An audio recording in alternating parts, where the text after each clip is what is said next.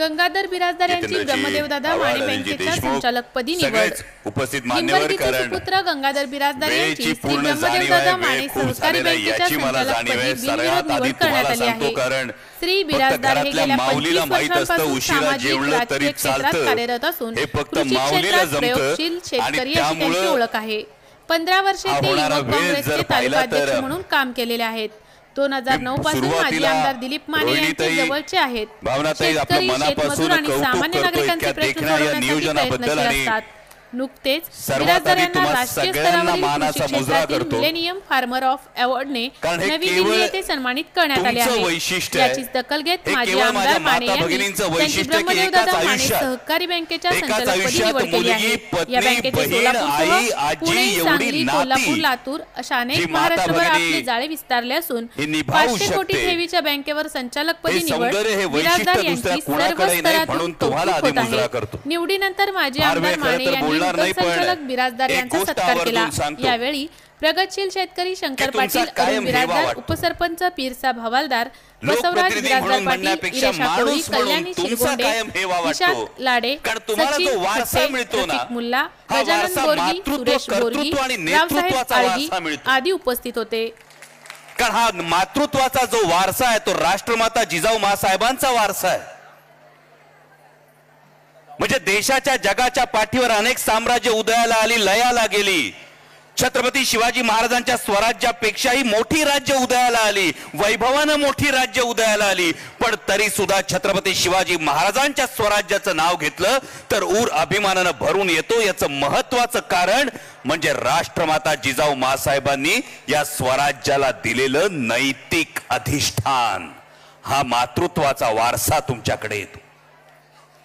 जो कर्तृत्वाचा वारसा येतो तो क्रांतिज्योती सावित्रीबाई फुलेंचा वारसा येतो.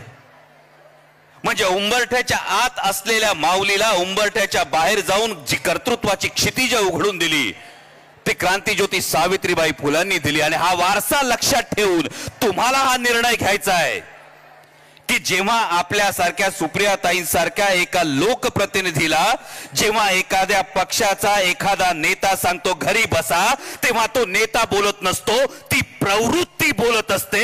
जो आपला कर्तृत्वाचा वारसा आहे, या वारशानं अशा प्रवृत्तीचं काय करायचं याचा निर्णय तुम्हाला घ्यायचा. आणि तिसरा जो वारसा आहे तो नेतृत्वाचा. हा नेतृत्वाचा वारसा येतो तो पुण्यश्लोक अहिल्याबाई होळकरांचा वारसा येतो. तेव्हाची प्रथा होती सती जाण्याची, पण सरसेनानी मल्हारराव होळकरांनी सुनेला सती जाऊ दिलं नाही. तर एक आदर्श राज्यकारभार काय असतो याचं उदाहरण पुण्यश्लोक अहिल्याबाई होळकरांनी घालून दिलं. आणि हा नेतृत्वाचा वारसा लक्षात ठेवून तुम्हाला निर्णय घ्यायचा आहे की डोईचा पदर आला खांद्यावरी एवढं मनमोकळं वातावरण असणाऱ्या वारकरी संप्रदायाचा आमच्या जनाबाईंच्या ओवीचा आपल्याला आदर्श घ्यायचा आहे की तू टिकली लाव तर मी तुझ्याशी बोलतो असं एका पत्रकार भगिनीला बोलणाऱ्या प्रवृत्तीला महाराष्ट्र ताब्यात द्यायचा आहे. हा निर्णय या पुढच्या काळात आपल्याला घ्यायचा. मला अनेक जण विचारतात हा असा निर्णय तुम्ही का घेतला. मी वारंवार सांगतो माझ्या माता भगिनींचा हे फार मोठं यश आहे, हे फार मोठं श्रेय आहे की जेव्हा जे काही पक्षात घडलं, जे काही पक्षात झालं रोहिणीताई, तेव्हा मला अनेक जण विचारतात हा निर्णय डॉक्टर का घेतला. म्हटलं निर्णय घेणं फार सोपं होतं. कारण हा निर्णय घेत असताना माझ्या डोळ्यासमोर माझी प्रत्येक माता भगिनी होती, प्रत्येक माय माऊली होती. कारण माझी माय माऊली तिच्या लेकराला असा कधी सल्ला देते, बाळा चोरी चपाटी कर, लुटमार कर, काही कर, पर मोठा माणूस हो, श्रीमंत माणूस हो. जगात अशी एक तरी माय माऊली आहे का ती आपल्या लेकराला असा सल्ला देईल. प्रत्येक माय माऊली आपल्या लेकराला हे सांगते बाळा रोज पुरणपोळी नाही मिळाली तरी चालेल, चटणी भाकर खा, पण तत्वानी जग, सत्वानी जग आणि चांगला माणूस हो. हा जो तुमचा निर्णय आहे, हा जो तुमचा सल्ला आहे, त्या निर्णयासाठी त्या सल्ल्यापायी आज इथं उभा आहे. आणि मगाशी सगळ्यांनी साहेबांनी महिलांसाठी काय काय केलं हे सगळं सांगितलं. अजिबात आडपडदा ठेवणार नाही. कारण मी कायम असं म्हणतो आईपासून बहिणीपासून कधीच काही लपवायचं नाही. प्रामाणिकपणे सांगतो, होय आज गरज आहे, तुमच्या प्रत्येकीची गरज आहे, तुमच्या प्रत्येकीच्या ताकदीची गरज आहे, तुमच्या प्रत्येकीने रणरागिणी होण्याची गरज आहे. मी एकटी काय करणार, मी आबला नाही, तुम्ही प्रत्येक जण साबला आहात. जी माझी माता भगिनी एवढी नाती निभावू शकते, जी माझी माता भगिनी मातृत्व, कर्तृत्व आणि नेतृत्वाचा वसान वारसा सांगू शकते, ती प्रत्येक जण साबला आहे. मी एकटीची आणि काय होणार असं जर वाटत असेल तर रवींद्रनाथ टागोरांच्या गीतांजली मधली एक काव्य पंक्ती सांगतो. सूर्यास्ताला जाताना त्याच्या मनात विचार आला, माझ्यानंतर या जगाचं काय होईल, जगावर अंधाराचं साम्राज्य पसरेल. त्यावेळी एक पणती धिटाईनं पुढे आली, ती म्हणाली, तू अस्ताला गेल्यानंतर मी तेवत राहील. अंधारावर प्रकाशानं विजय मिळवता येतो, यावर जगाचा विश्वास कायम राहील. हा विश्वास तुम्हाला कायम ठेवायचा आहे. आणि जाता जाता फक्त हा आवाज तुमचा महाराष्ट्राच्या कानाकोपऱ्यात घुमेल. पण परवा कोणीतरी, कालच हा प्रश्न सध्या महाराष्ट्रात बऱ्याच ठिकाणी विद्यार्थी येतोय, का का का, याच्यावर फक्त भाष्य करतो. कुणीतरी म्हणालं काका का, कुणीतरी म्हणालं काका का, जनता म्हणाली अजूनही काकाच का. कुणीतरी म्हणालं काका का, जनता म्हणाली अजूनही काकाच का. पक्ष मिळाला, चिन्ह मिळालं, सगळं मनासारखं झालं, तरी अजूनही काका का काका. बोलता धनी, बोलवता धनी पुरेपूर जाणतो. जे कोण बोलत असतील, बोलवता धनी पुरेपूर जाणतो, काका का. पण महाराष्ट्राला पक्क ठाऊक आहे, काकाच का.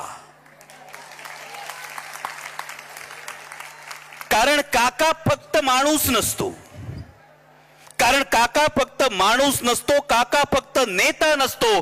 50 वर्ष महाराष्ट्राच्या मातीतून, 50 वर्ष महाराष्ट्राच्या माणसातून वाहणारा काका एक विचार असतो. सर्वसामान्य शेतकरी, युवक, महिला प्रत्येकाला, सर्वसामान्य शेतकरी, युवक, महिला प्रत्येकाला मुजोर व्यवस्थेला का हा प्रश्न विचारण्याची तो ताकद देतो.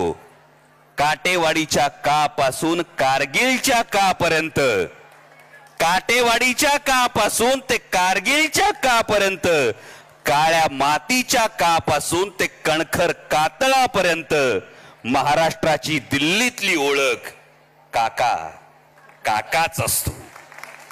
कांदा कापूस कांदा कापसापासून कारखान्याच्या का पर्यंत, कांदा कापूस कारखान्याच्या का पर्यंत प्रत्येकाचा आधार काका असतो.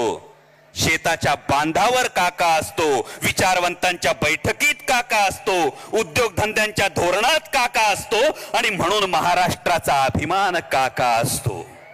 आणि म्हणूनच हे पुढचं फार महत्वाचं आहे. हे का होतं, का घडतं हे समजून घेण्यासाठी पुढच्या ओळी फार महत्वाच्या आहे. शेताच्या बांधावर काका असतो, विचारवंतांच्या बैठकीत काका असतो, उद्योगधंद्यांच्या धोरणात काका असतो, महाराष्ट्राचा अभिमान काका असतो. आणि म्हणूनच दिल्लीला महाराष्ट्राला झुकवण्यासाठी काका हवा असतो. आणि महाराष्ट्राला, म्हणूनच दिल्लीला महाराष्ट्राला झुकवण्यासाठी काका हवा असतो. आणि महाराष्ट्राला स्वाभिमानानं लढण्यासाठी काकाच हवा असतो.